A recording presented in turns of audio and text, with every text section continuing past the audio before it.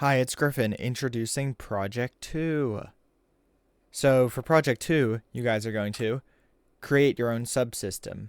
You're going to be designing a shooter subsystem and fully implementing it based on everything we've taught you so far.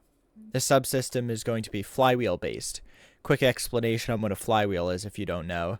A flywheel is essentially just a spinning wheel that gets to a very high speed so that once something touches it, it gets caught by the friction of the wheel on it and squeezed out. For example, this was from the 2024 game. This note would sit in this area, these two wheels would spin up, and then the note would be squeezed out through them.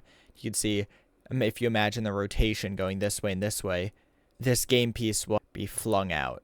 This is a really common way of creating a firing mechanism in FRC. A lot of shooters throughout the past couple of years have ended up using flywheels in some capacity, so it's a good idea to know how to design a subsystem relating to them. As part of this, you're actually going to make two commands. Each of them are going to command different percents to the motors. Let's say for one of the shots you need to shoot with a bit faster speed than the other one. That's what you're designing. These commands should be toggled.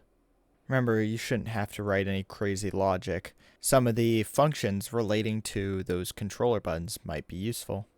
And your two commands should be linked to different buttons. And when this command ends, the motor should turn off. Another part is you should add some useful printouts. Those are your choice. We've showed you stuff about percentages, but there's a lot of other options if you so choose. So here's some helpful hints. You're going to want some sort of run method inside of your subsystem. Remember how we had the drive method inside of the tank drive subsystem? We had a similar thing with the intake subsystem. You're going to want something like that too. You're also going to want your two shooter motors spinning together. Remember, we've had a configuration that can help us make sure that two motors are used in unison. Now moving on to the challenge. If you feel like you're up for it, make the shooter command end after 5 seconds. You probably want to look into the WPILib timer class, which you might remember from Project 1.